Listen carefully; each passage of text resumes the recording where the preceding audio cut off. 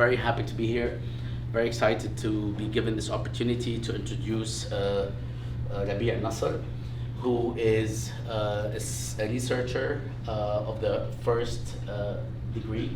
I'll say a few words about Rabie. Rabie Nasser is a co-founder and the director of the Syrian Center for Policy Research, SCPR, which you can find online very easily, and researcher and lecturer in the University of Vienna, Austria. He is working as a researcher in macroeconomic policies, inclusive growth, poverty, and conflict dynamics. He has an MSc in economics from Leicester University, UK. Before joining SCPR, Nasser worked for the State Planning Commission as chief economist and director of the macroeconomic directorate. Afterwards, he worked as an economic researcher at the Arab Planning Institute in Kuwait, and now he heads the SCPR research team and has been producing a number of groundbreaking research on Syria before, during, and after the conflict. And it's my pleasure to also say that Rabie and SCPR, in coordination with the Security in Context project, as well as our Arab Studies Institute organization, have teamed up to produce a state-of-the-art podcast on Syria titled Syria Alternative Dialogues, which you will have access to pretty soon because we also co-sponsor it through our affiliates here at George Mason. So we will make this series available. Without further ado, and also without saying very much about my personal connection to Rabie and how much I owe to him for being a leading light in research on Syria, I would like to welcome Rabie to deliver the presentation, and you can take anywhere, you said between 35 and 40 minutes, after which we will have a Q&A period. I understand that some people might have to go to a 7:30 class or 7:20 class. Feel free as you need to drop out, but the question and answer period will also be very interesting if you are able to stay. Welcome. Thank you very much. Thanks. Thank you. Good evening, everyone. Thank you, Bassam. It's an honor to be here, and it's my pleasure also to be part of this long partnership with ASI. I hope this will not be boring for you.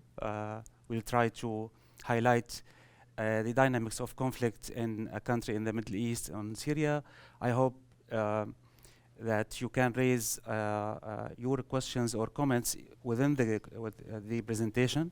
So if something is not clear, or I'm talking about something you need more context about it, so I can have more description of it if you are not familiar with it.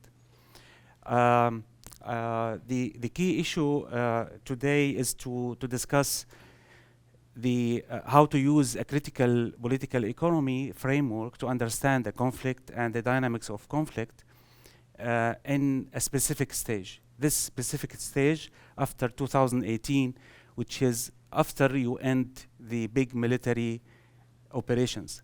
So how you understand the dynamics of conflict even if there is a reduction in the military operations, which is a continuation of the deterioration, even though you don't have a direct clash between the several actors. There is many characteristics of the conflict in Syria which reflect a new type of conflicts in the world. It's very intense proxy war, although it is an internal war. So we will discuss these through the presentation, and I will concentrate on 2 or 3 key arguments first, and then if you have question, we can develop this later. First, we will discuss the context of Syria, what is, where is, and how this conflict evolved. The idea of critical political economy is not to see the outcome of the conflict. It's to understand the phenomena, where it is come from, where is the causes of this phenomena, what is the policies that led to this. So it is understanding the actors and their strategies, and also to the factors that it's beyond the understanding of just the last outcome, which is what we see. We see thousands of hundreds or from injuries, we see high mortality rates. This is the outcome. How we reach this point, this is the understanding of the political economy comes as an advantage to deepen our understanding, and this is what you see as a lack in the UN/IFI's studies. So you see a lot of talk about development, but they don't discuss the actors and their policies that led to the deficiencies or poor performance. I highlight here the degradation. So degradation after the ending of big military operation. Why we have it? Why we continue in the deterioration even though we don't have the military clash? From all the key themes from demographic, economic, political, social, and environmental point of view, I will make it very brief. And then I will discuss with you one of the approach that we proposed as building a different approach or strategy for the society to be bigger player in the conflict. How we can reinvest in the society to counter military security actors, regional actors, and the global actors. How we can expand the space for this society to take control of the destiny of the people inside the country. So this is the main elements that I want to discuss. Of course, before we start, it's very important to highlight that many of the narratives try to concentrate on one side of the conflict and ignore the others. From our analysis in the Syrian Center of Policy Research, of course, it's a non-for-profit research center. We conduct a substantial field work, but also we develop the framework to understand the conflict within the context of Syria. So it's not just to collect the information. It's not that you bring the scholars to have reflections. We adopted the participatory approach. In the participatory approach, you work with the community, with the society to understand their priorities, their circumstances, and then you develop the results to be used by the society. So it's not for academic scholarship. It is for the society use. So that's why it is very difficult, because you need to develop the methodology, a framework. You need to respect the ethical conduct of the society, and then you need to use the information for the society. So how this society will be used, the knowledge to have an options, alternatives to overcome the conflict. A key factors, which is the foundations of conflict, and if we don't have a war, but we have these foundations, so we are in a conflict, and we expect to have further conflicts in the future. The political oppression, which is upgraded in Syria from political oppression to tyranny, that we can see it from not just one actor, from several actors, but basically the government, the regime, is the key actor who shifted from an oppression that suppressed the people to a tyranny that use all the military, economic resources to target the people. So this is a very important part, not just because changing the functioning of the political power, but also that you change the institutions for long run. When you change an institution, if the government change the military purpose from defending people to target people, you can't change it easily after that. So it's a change in the functioning of the institutions. The second element is the identity politics. So use the hate speech and use the identity, different identity, like the sectarian one, the geographical one, the class one, the gender one, to divide the people, to make the people polarized in a way that this conflict continue. In the conflict, you need the people to kill each other. That's why you need to make this identity politics as a moral issue, that I refuse to cooperate between North and South, between this sect and that sect, between rural and urban, between rich and poor. So using this is a very important part of continuation of the war and make it as a route for it for the long run. The conflict economies is the material part that make the conflict continuous. These kind of neoliberal policies that conducted in the Middle East created huge inequalities, support the oppression, the political oppression, which make that the people choose to make a social movement against them. So it's not just a political part of the suppression, it's also the economic part of it. The lack of decent work, it's not just in the Middle East. This is what we talk about as a global phenomena. But when we start the conflict, these neoliberal policies adjusted to the conflict. So you bring these inequalities to bring it to serve the elite of the conflict. So how to fuel the military operations from one side, and how to make negative incentives to any community or people who are not supporting your controlling of power. So a huge system, which is not just centered around the military operations, it's around all the activities that can be used by different actors to continue the conflict or and sustain it. And there is a reduction narrative from the conflict economies that the key actors are just looking for the revenue, or they're looking for more oil, more diamond. Unfortunately, this is a very reduced form. It is beyond than that, because controlling the power is very much more important than just controlling oil. Because, for example, Syria is not a rich country in terms of oil and gas. It's not a rich country at all in terms of the economic output. So it is not a real cause to look from this point of view as a greedy actors who are just following these huge incentives. The other factor, which is very important, is your place. So we are in Syria, are conflicting with each other, between the political actors, between the people, parties, etc. But we are in the context of the region and in the context of the world. We are excluded by different policies in the global level. So you are not looking for internal factors without link it to external factors, including the hegemony that you can see it, for instance, directly now from global US, Russia, to regional like Turkey, Gulf countries, Iran, etc.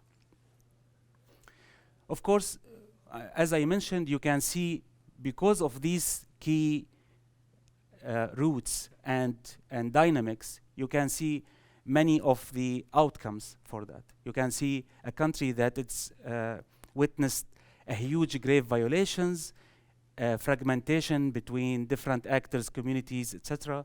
The dependency on humanitarian support, even in the dependency on military support, political support from outside, huge poverty and inequality, social degradation, and as I mentioned, the social distortion. My only comments on this side that it's very important to look for the roots and dynamics, and don't just catch part of these outcomes as part of your understanding of the conflict. And that's why after 2018 we have less people who died directly because of the military operations, but we have many people who died because of the indirect effect of the conflict. Now, why we choose 2018? Of course, we started as a social movement in 2011 as to targeting the freedom, the dignity, the social justice, as most of the Arab Spring, if you are familiar with this movement. We shift from the social movement toward a conflict when we have a huge intervention from different regional and global actors, and also because there is a misleading projects from different actors internally who are not supported a unique vision for democracy, for social justice in the future, which make this conflict more complicated. Now, as simple as that, if this is Syria in 2016, the black color is ISIS, if you are familiar with ISIS. I'm sure because of the war on terror, so it's well known. The red is the government or the regime of Syria. This is the controlled area by the regime. The green is the opposition, and the yellow is the what we called it autonomous administration, which is a Kurdish centered area controlled by mainly by security Kurdish group, but it is more inclusive compared to the others.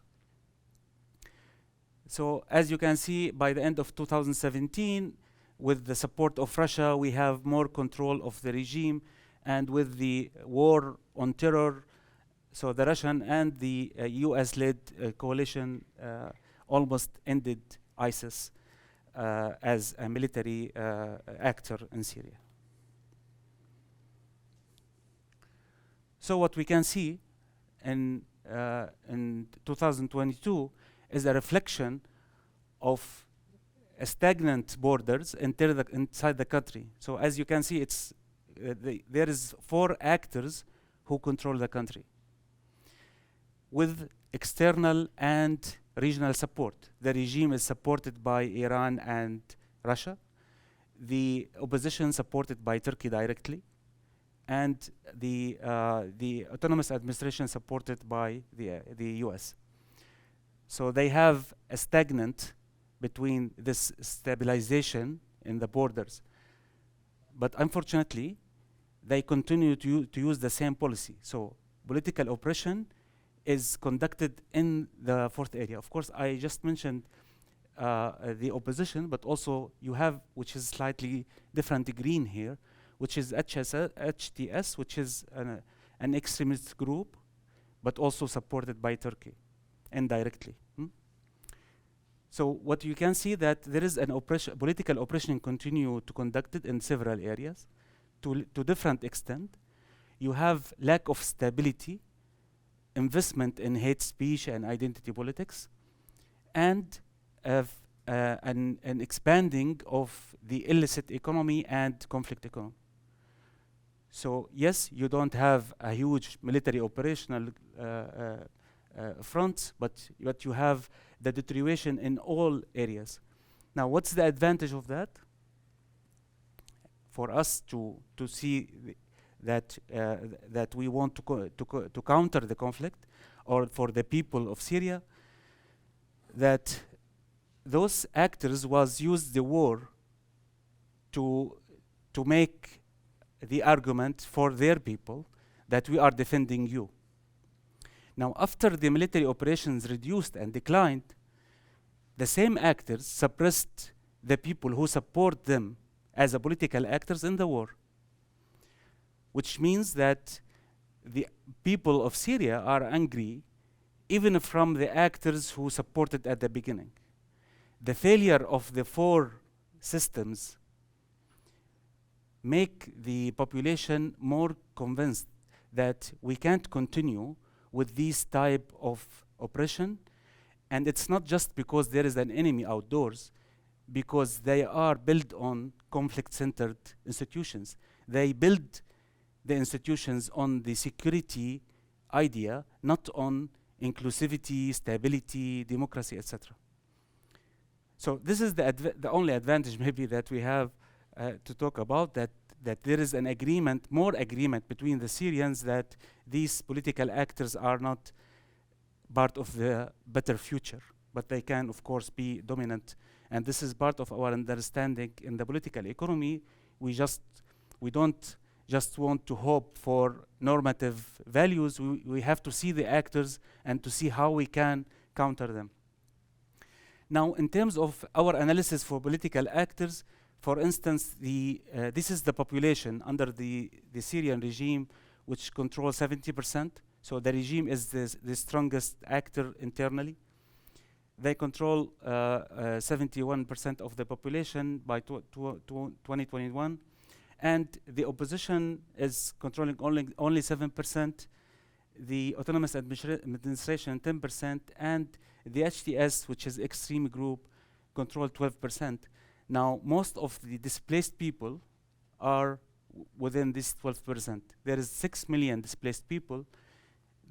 This area, which is under the opposition control, they are accumulated there, they are located there, which is make this area very vulnerable. Another understanding of these actors, this is actually here you have a desert, but this is the gas field. So in terms of controlling power, the regime control the gas field now, and all the power stations, which is the electricity generator stations. So the power from this side is controlled by the regime, while the autonomous administration supported by the US control the oil. So all the oil of Syria, or most of it, is in this area. So how the conflict economies work, that this autonomous administration, the enemy of the regime, they sell the oil for them, and the regime facilitate sending derivatives, oil derivatives, and sometimes gas, and sometimes electricity. So the cooperation is working, although they are an enemy. The Turkish support the opposition to take these areas from the quote-unquote Kurdish areas. But also they have an economic exchange. So these political actors are very opportunistic in this regard, and the people see that. So you are paying double tax, first by the oppression within each region, and by the royalties that you pay, because they are taking from you as a citizen more revenues, because they exchange it with an intermediaries and people who are, taking huge royalties. So none of these areas, of course, this is the port, so this area cannot live by itself. The Turkish are the enemy because they consider the Kurdish parties are terrorists. This area is isolated. Even Turkey, which support this oppositional area, they don't give them space to export goods to Turkey. So it's a conditional support. They just squeeze, control, even taking key decisions without giving a space for a democratic space within any of these areas to be flourished and to give a good example.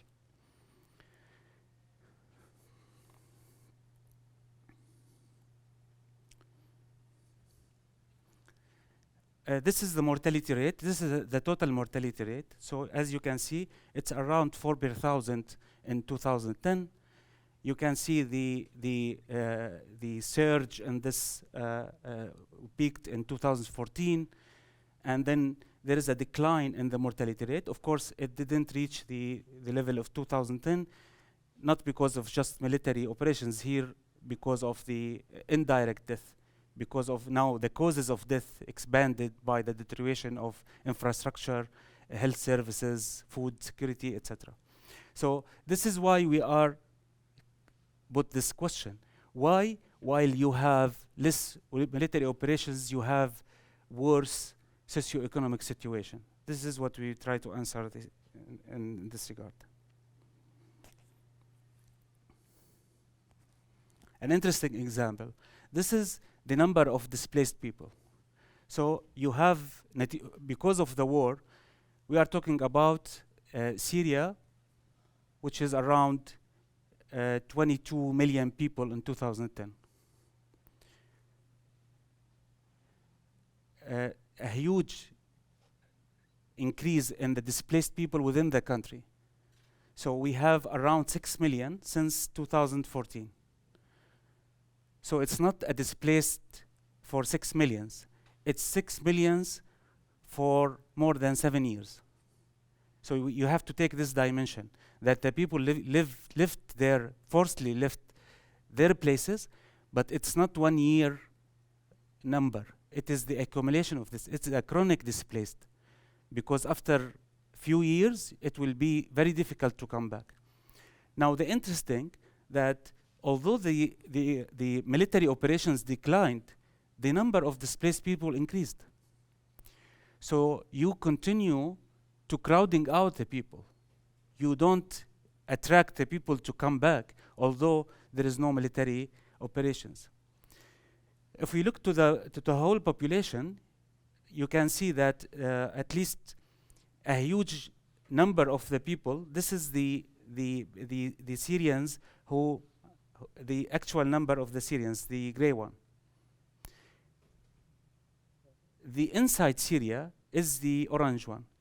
So we can see also that the refugees reach almost 7 million outside Syria. And this number didn't decrease. So there is no return after we finished the military operations and after we have a fixed internal borders.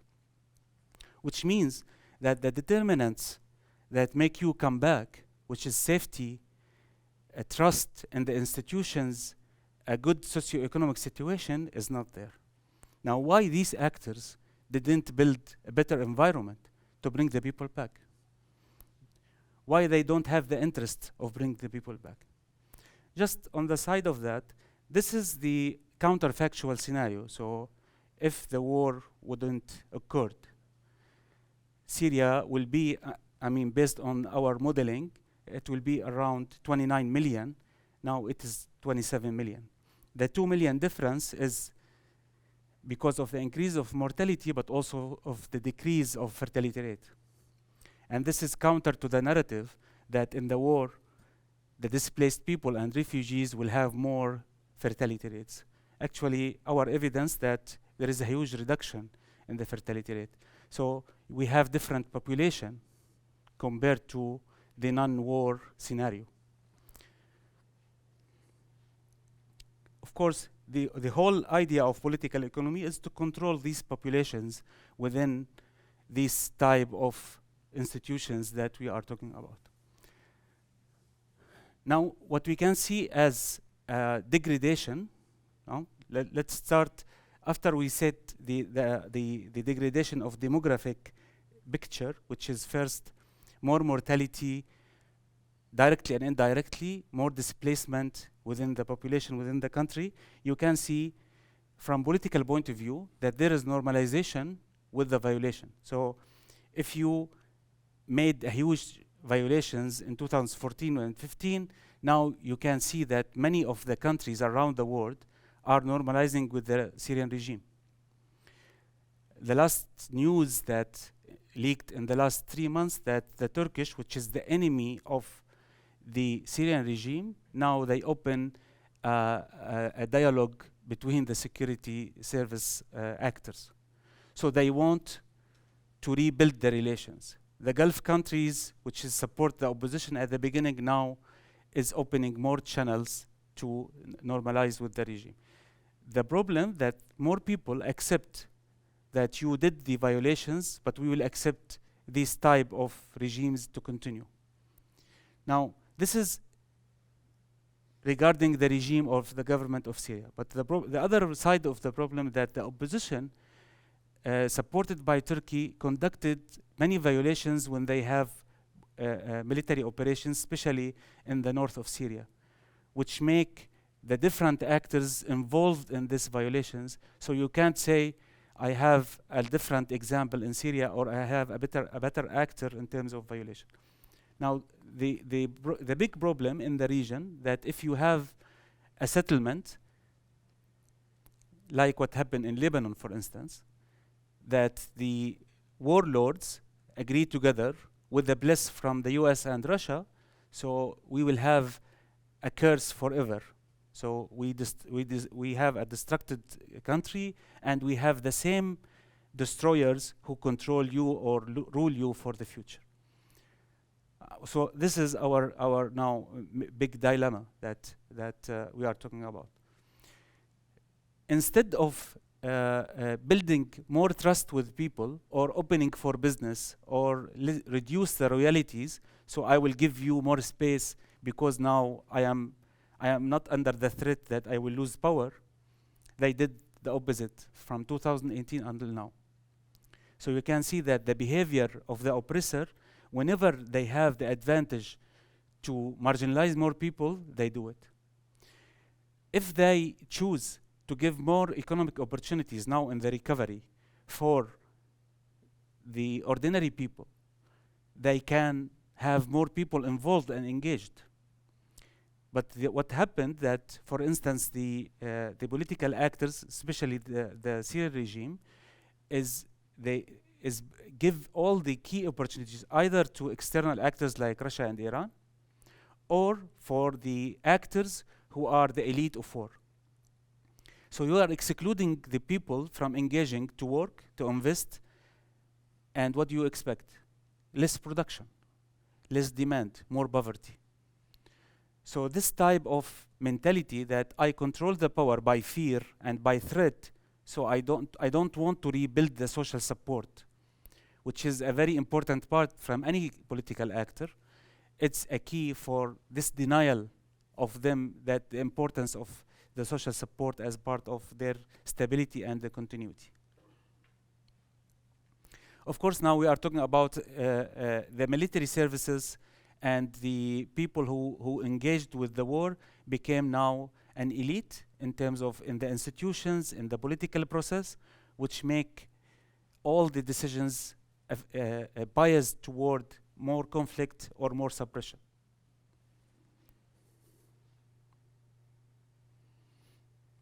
Now, briefly, for the economic degradation, we can see after 2008 some external factors.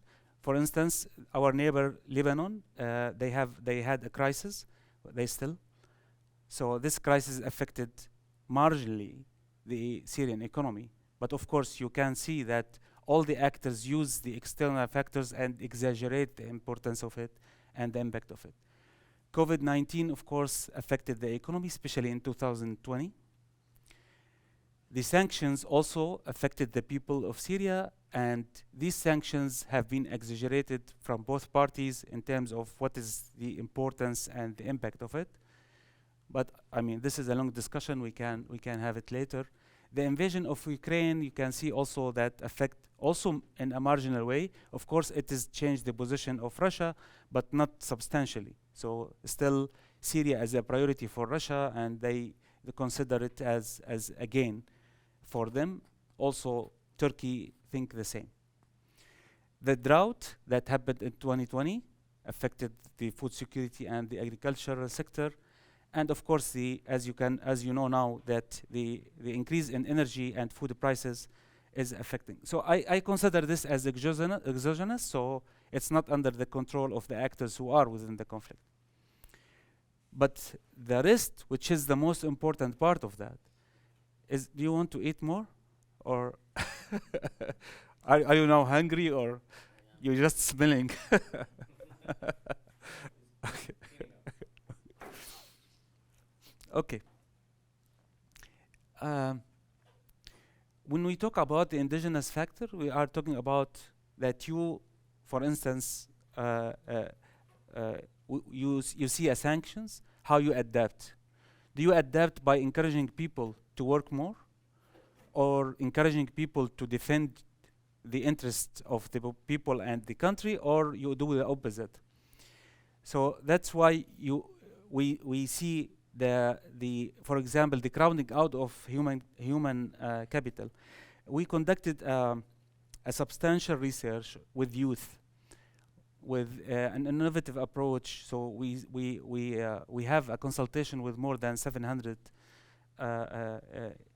teenagers in Syria from different regions, and we ask them about education, ICT, and about the main constraint that they can see for their life. And it's amazing how the young generation just want to leave. They want to travel. Most of them, they don't believe that they can overcome the current conditions. They believe that the quality of education, even in the stable areas, which is not hardly affected by the military operations, they believe that this is not a country to continue to live with. So the loss of hope is a crucial important issue for this new generation. and it continued even after the end of the military operations.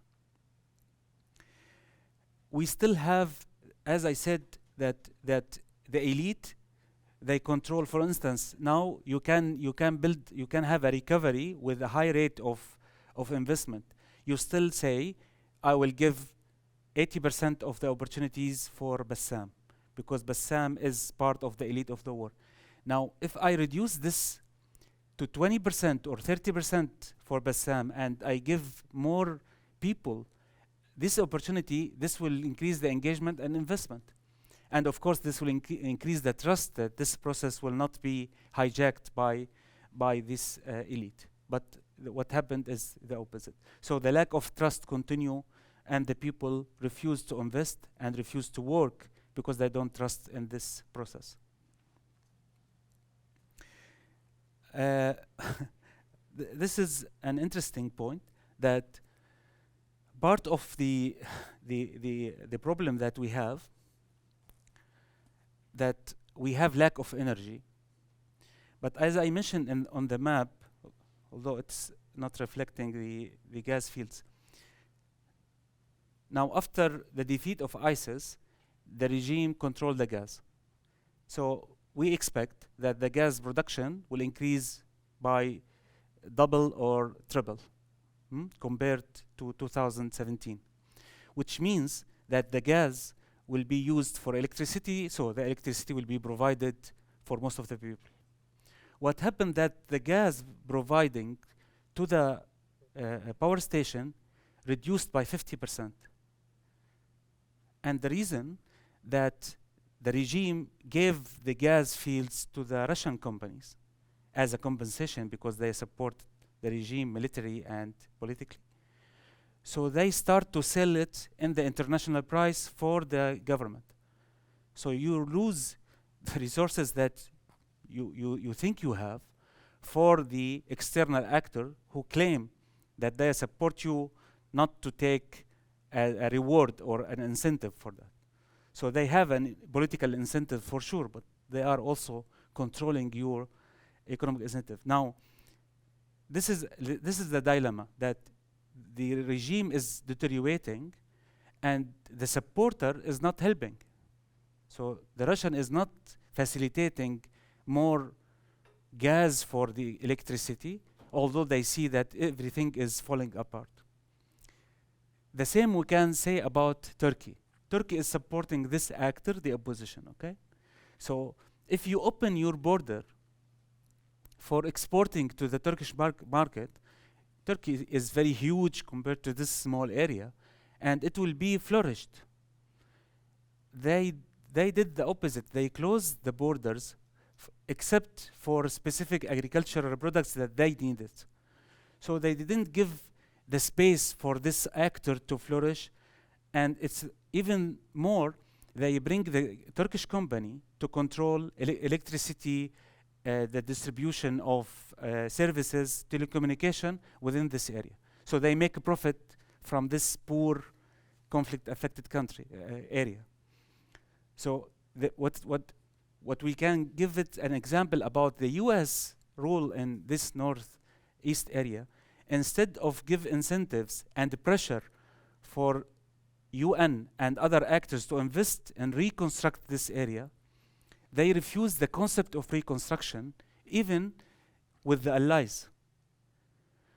So they restricted to humanitarian support. What I want to say, that even on the surface of the regional and the global support, they don't want a dynamic toward development, inclusivity, or more independence in the future. They just want an actors who are weak, who they can't survive without their support, which everybody is paying the price of that.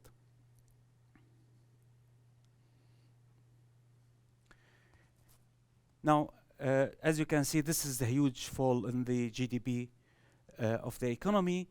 This is the whole of Syria, so all the areas. So you can see that we have lived on the minimum level. which is almost a third of the economy before the war.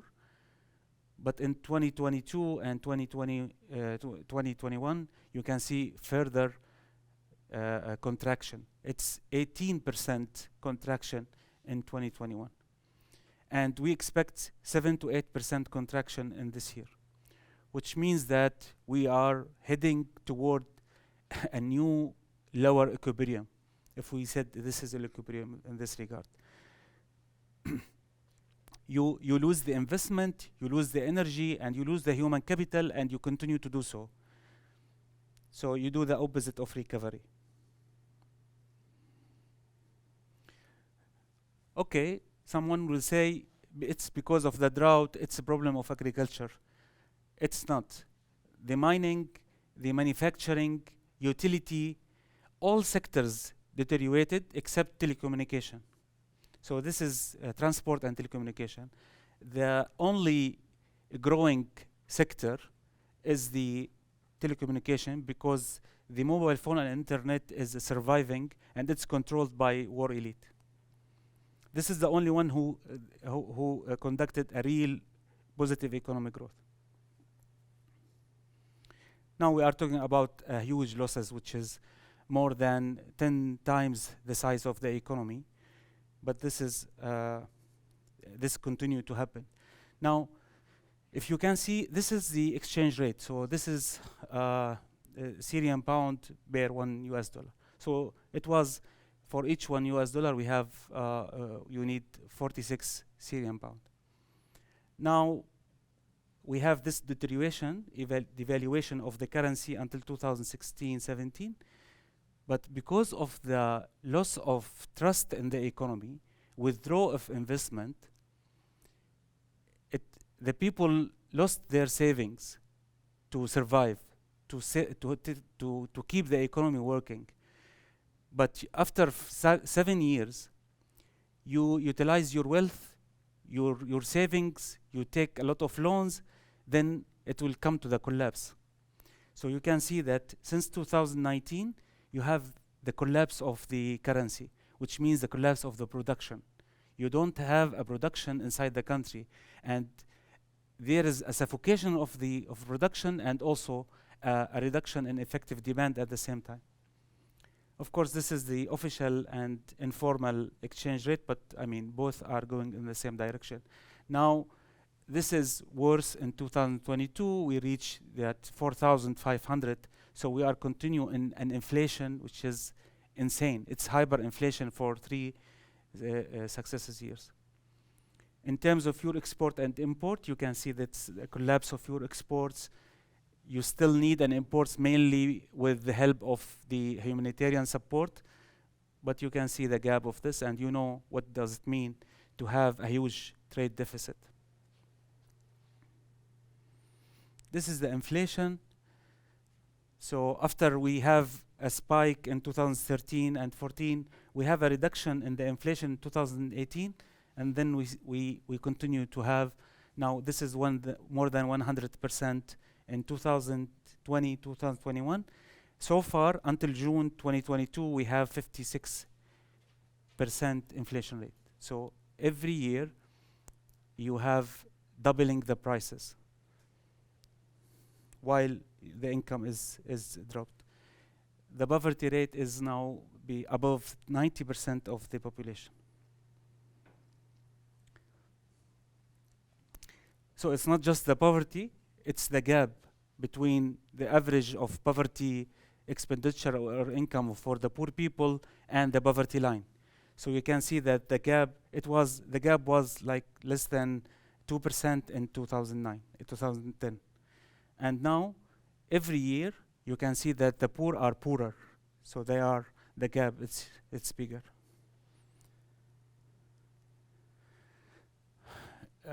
You know what does it mean, like 48% unemployment rate? So we think about 4%, 8%, 12%. Now it is 48%, but after a slight reduction in the unemployment rate, we have a new jump in 2021 as the whole system are falling apart.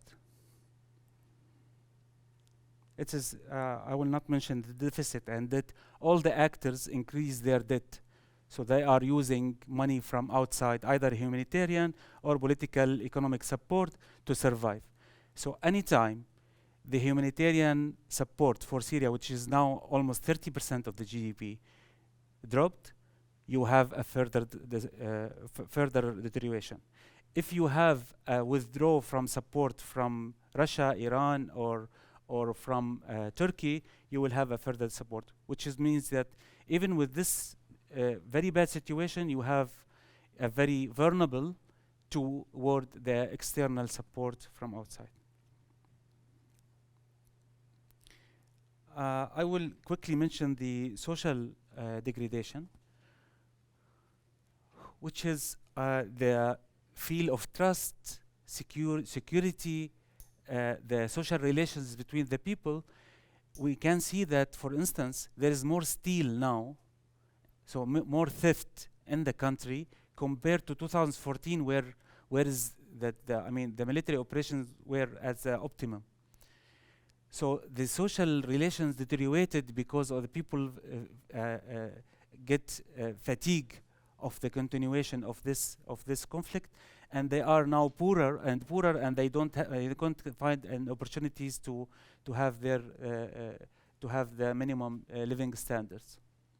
Of course, the continuation of narrative of identity politics, so the sectarian narrative continue, the ethnicity narrative continues, so there is no counter to the key identity politics narrative, which means that it's like you are cementing these gaps between the communities and people, which make the polarization sustained between the new generation, even between the Syrians inside and refugees outside.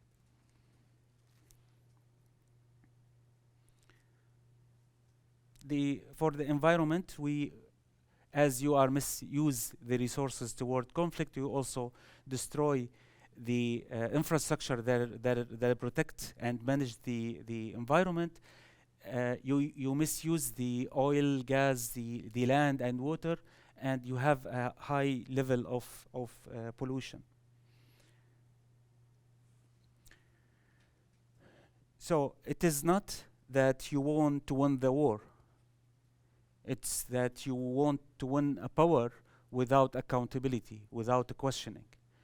So we can conclude from the behavior of different actors that they don't count for the social support of people.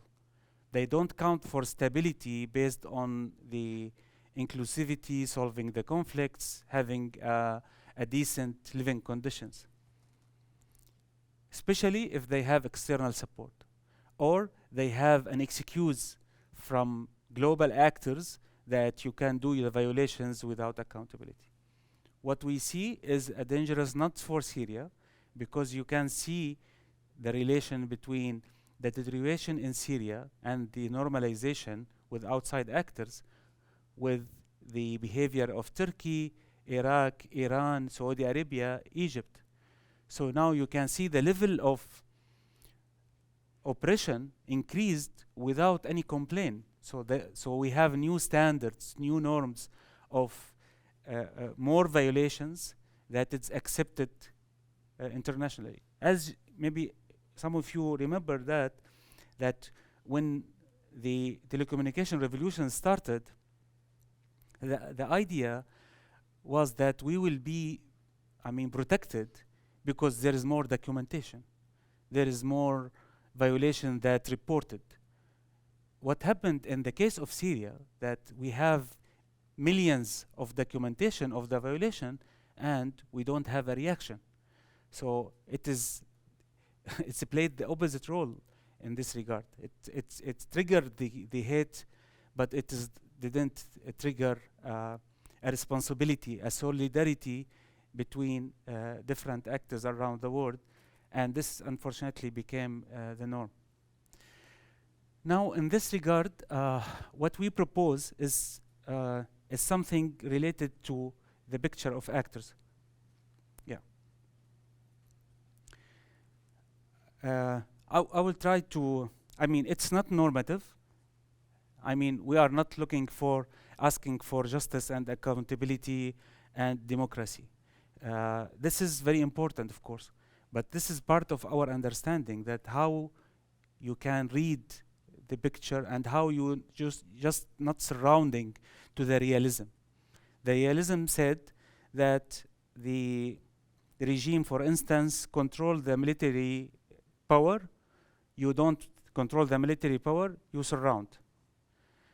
You have more resources than me by 10 times, so you have to take 10 times more. Now, the good thing that there is a society in the game which is underestimated in all of these discussions. Society is very important. We have the evidence. In 2011, in the Arab countries, the people, I mean, come to the street and make a difference at that time. This didn't translate into institutions. Now, this is what we are trying to do.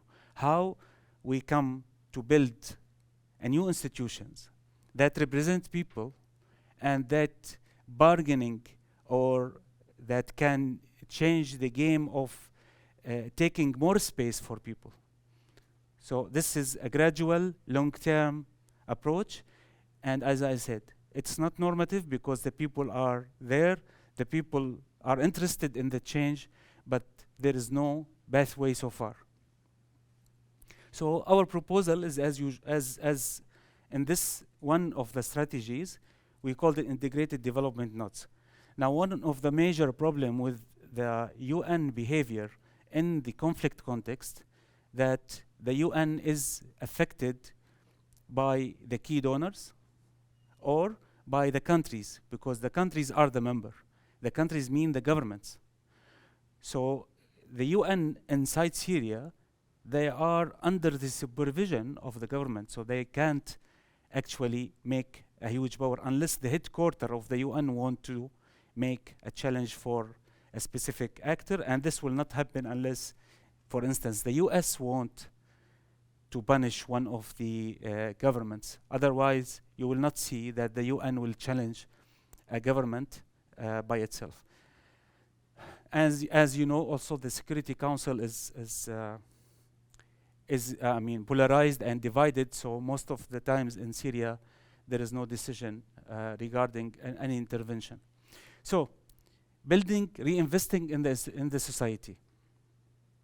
Instead of having projects like civil society NGOs did during the last decade, how you can build a governance and relations around this development project. So it's not starting by political movement. It's starting by building a new type of relation, a new type of governance that is inclusive, that is accountable, but also that engaged with all people in the community. Now, the first difference is that you start with, for example, with food sovereignty. So this is a starting point, but you link it to the different sectors. So you have a food security project that includes the people to work together in a solidarity economy. This is what we are trying to propose, which is now it's alternative economy that it's I mean spread around the world as a part of the alternative for the neoliberal, neoclassical economics. So the starting point is a community, society that engaged with solidarity economy project, but they take care of first the social capital, the social relation, and they build an inclusive governance. Now, why they will do that? Because this will give a benefit for them. There is no recovery or reconstruction with those key political actors. And those political actors cannot provide basic needs for the communities and society now. So this gives a space for them to work in this regard. So this is the starting point. The second point is not to be localized. A huge part of the UN narrative is to have localization. So you lift the public policy, don't look for the center, go to the local community. This is not enough. And that's why it's integrated development nodes. Can I close the door?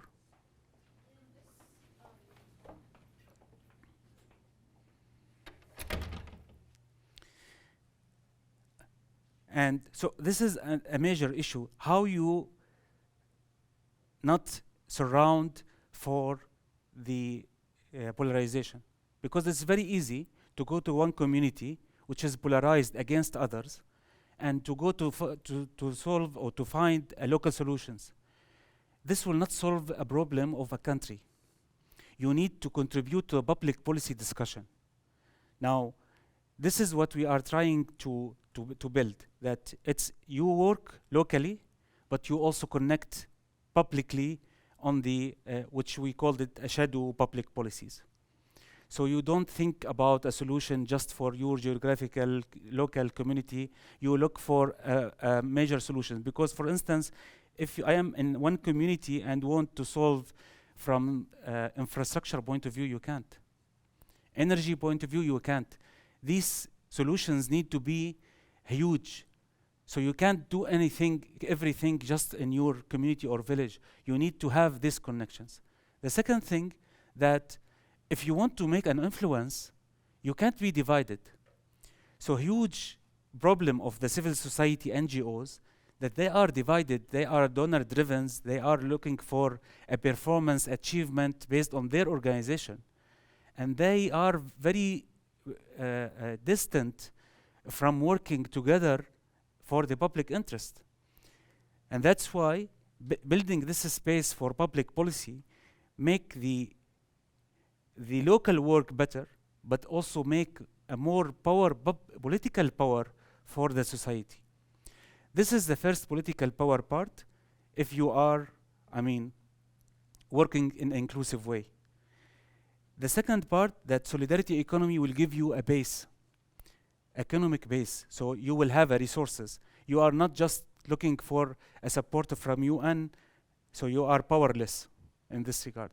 You need to work to produce in community, in more solidarity economy projects. And I can give you thousands of examples now about successful solidarity economy approach and projects and initiatives. But in Syria, it is more important because the people cannot see the reconstruction. They cannot see resources for the reconstruction if they don't do it by themselves. So they have the interest and they have the reward if they work in more solidarity way, not in a speculation on real estate, etc. And I think this is the major issue, how you build economic base for civil society. Then you can negotiate with the UN, you can negotiate with regime, government, other non-state actors, because you build a new level of that. One of the key issues that you will face, that there is a failure in the parties, not in the Middle East, in the world. There is a fail in building a new narrative for the future. There is a fail in the concept that we are going to have a new democracy. We are going to have a better prosperity. Now you can see that from environmental point of view, political point of view, you don't have a project. That's why the liberal parties, the conservative parties are looking the same in many policies. This because you don't have now a strong alternative for the future, and we think that you lost many of the traditional parties, and also the civil society NGOs is not an answer for building the society ability to be a political actor. This, what we propose here is to have working across society, across different sectors, like linking the health to education, to governance, and also to living conditions, and bring those to public policy.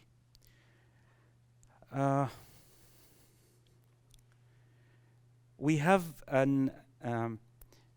a piloting now to study the situation in the 11th area inside the country, and there is also another project that it's linked to what we think that it's relevant to this integrated development nodes, and we hope that we can start one of these projects in one or more area, and I think this is what we hope to do, not as an experts who want to conduct it. This is part of our discussion with the communities, and we think that this could be a framework that can be helpful to work within this. I will stop here, and we would like to hear your questions or comments. Thank you.